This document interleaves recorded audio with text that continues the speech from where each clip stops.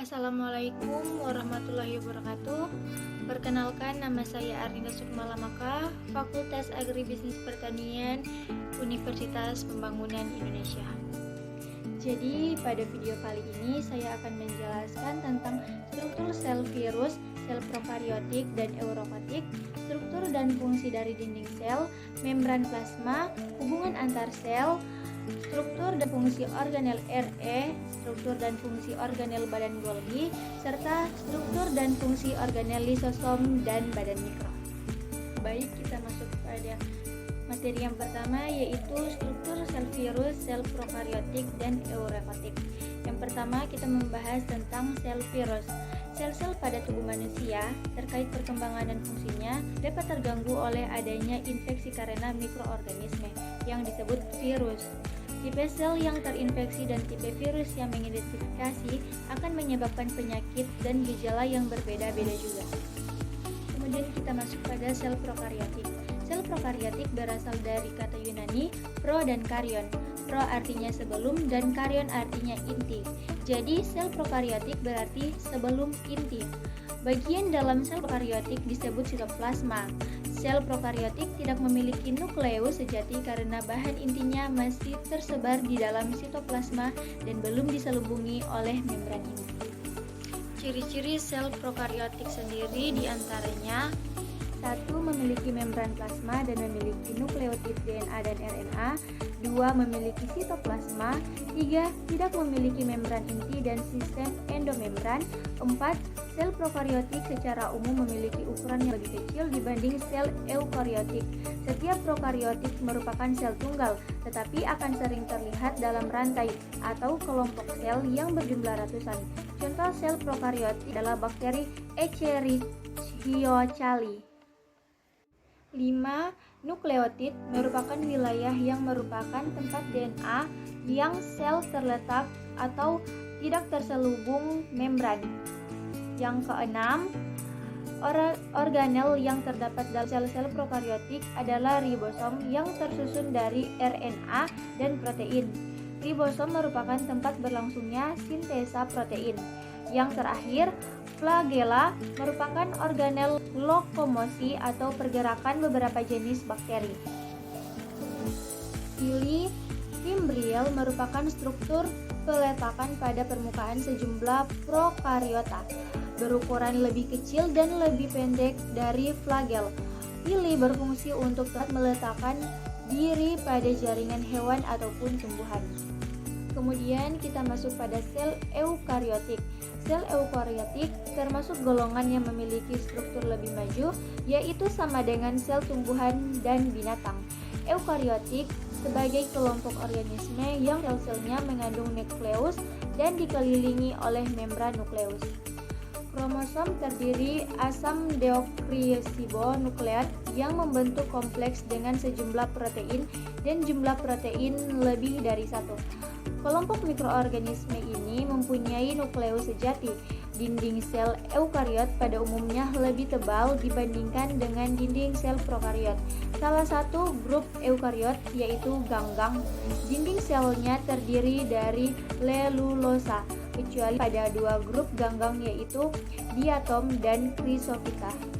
Kita masuk pada materi yang kedua, yaitu struktur dan fungsi dari dinding sel. Sebuah dinding sel adalah kaku, lapisan pelindung semi-permeabel di beberapa sel jenis. Penutup luar ini diposisikan di samping membran sel atau membran plasma di sebagian besar sel tumbuhan, jamur, bakteri, alga, dan beberapa archaea. Sel hewan bagaimanapun tidak memiliki dinding sel. Dinding sel memiliki banyak fungsi penting dalam sebuah sel, termasuk perlindungan, struktur, dan penyangga. Komposisi dinding sel bervariasi tergantung dari organisme. Pada tumbuhan, dinding sel terutama terdiri dari serat kuat, dari selulosa, polimer, karbohidrat. Selulosa adalah komponen utama serat kapas dan kayu dan digunakan dalam produksi kertas.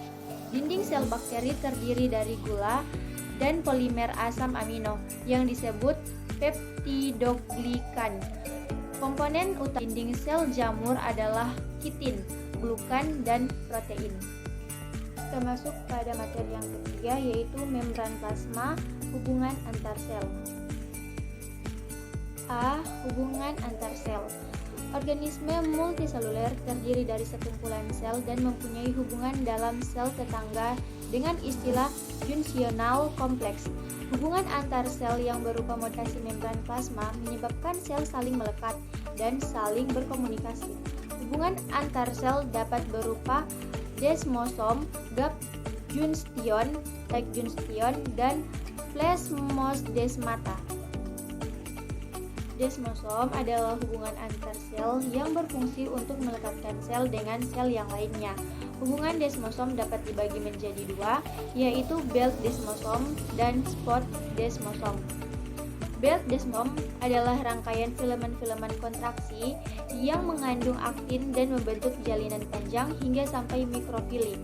Sedangkan spot desmosom yaitu perlekatan yang menyerupai kancing dan tersebar berhadapan antara kedua belah membran.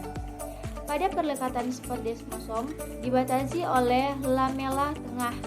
Daerah sitoplasma yang berdekatan dengan membran dibagi menjadi dua, yaitu daerah terang yang dinamakan plaque, dan daerah ini terdapat pancaran mikrofilamen yang dinamakan tonofilamen. Kemudian gap junstion atau hubungan rapat. Gap junstion juga dinamakan nexus.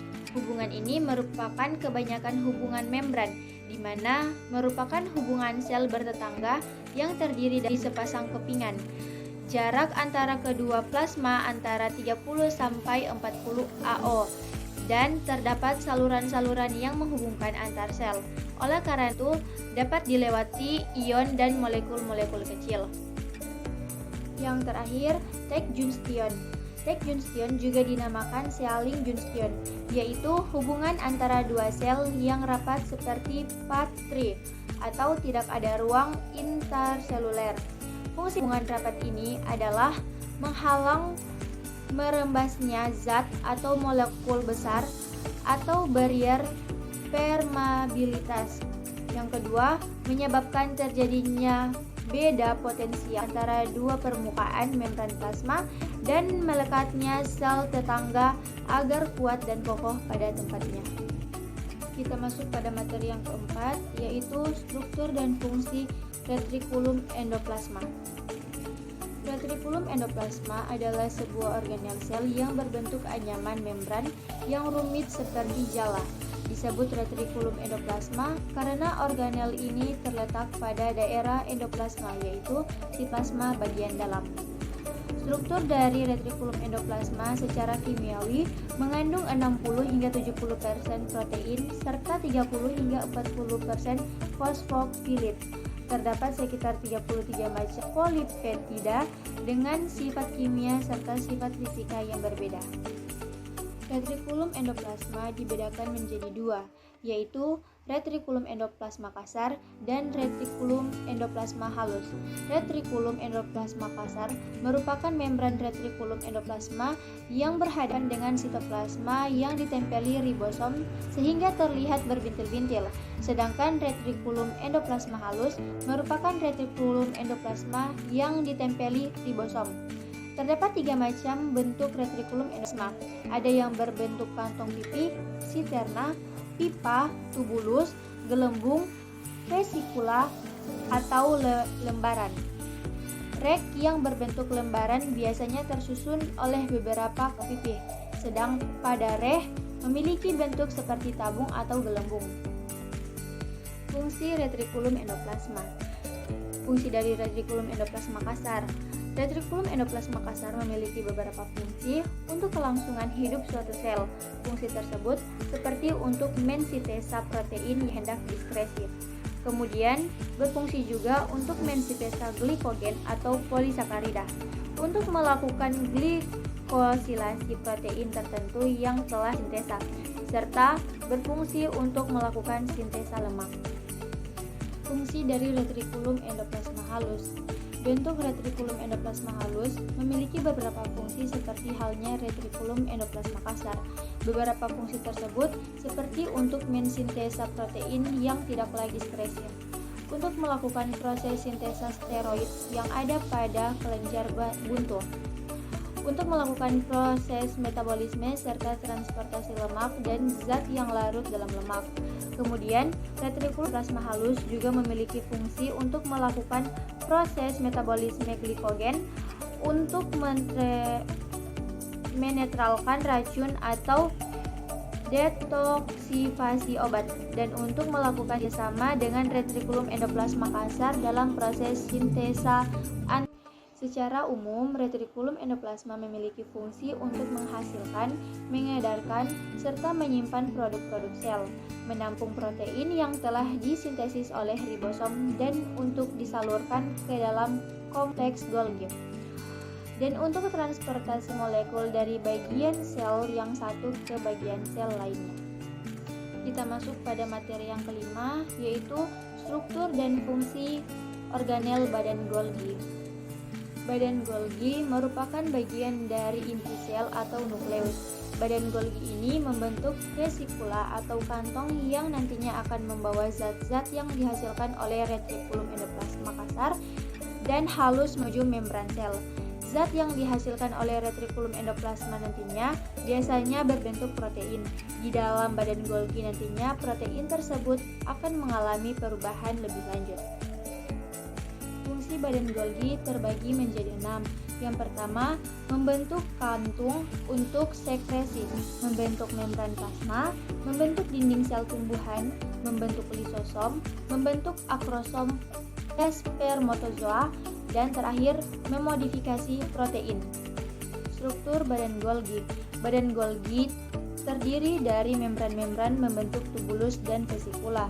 Dari tubulus tersebut, akhirnya dilepaskan kantung-kantung kecil yang berisi enzim pembentuk dinding sel. Bentuknya mirip dengan retrikulum endoplasma, namun badan Golgi tersusun atas berlapis-lapis ruangan yang ditutupi membran. Terdapat dua bagian dari badan Golgi, yaitu bagian cis dan bagian trans. Bagian cis berfungsi untuk menerima vesikel yang berasal dari retrikulum endoplasma kasar. Vesikel ini kemudian diproses sedemikian rupa dan bergerak dari bagian cis menuju bagian trans. Bagian trans sendiri merupakan tempat di mana ruangan tadi akan memecahkan dirinya membentuk vesikel dan siap disalurkan ke bagian sel atau keluar sel. Kita masuk pada materi yang terakhir, yaitu struktur dan fungsi organel lisosom dan badan mikro. Lisosom adalah suatu organel kecil yang berbentuk bulat yang terkait dengan membran dengan memiliki diameter sekitar 0,25 hingga 0,5 mikrometer. Lisosom mengandung hidrolase asam, enzim-enzim yang merombak protein, asam-asam nukleat, serta karbohidrat pada pH asam. Secara umum, lisosom berfungsi dalam proses endositosis, autofagi, dan fagositosis. Badan mikro adalah hasil asosiasi peroksisom dan glioksisom yang memiliki struktur serupa dengan lisosom. Badan mikro di dalamnya terdua bagian, yaitu proksisom dan glioksisom. Fungsi badan mikro terbagi menjadi 3. Yang pertama, oksidasi sukrat pada manusia, yang kedua oksidasi asam lemak pada endosmen biji tanaman, dan yang ketiga jalur glikolat. Jadi sekian pemaparan materi dari saya. Atas perhatian diucapkan terima kasih. Assalamualaikum warahmatullahi wabarakatuh. Hai guys, untuk teman-teman yang masih bingung mau melanjutkan kuliah di mana, ingin mencari kampus yang terjangkau, tetapi dengan fasilitas yang memadai serta tenaga pendidik yang profesional, saya di sini akan mengkondisikan kampus saya, yaitu Kampus Universitas Pembangunan Indonesia atau lebih dikenal dengan Kampus UNPI. Jadi, Kampus Universitas Pembangunan Indonesia Manado menyiapkan 6 program studi. Yang pertama, Fakultas Pertanian, yang kedua Fakultas Keperawatan, yang ketiga Fakultas Hukum, yang keempat Fakultas Ilmu Sosial dan Ilmu Politik, yang kelima Fakultas Sastra, dan yang keenam Fakultas Teknik. Kampus kita juga menyediakan beasiswa serta bidik misi.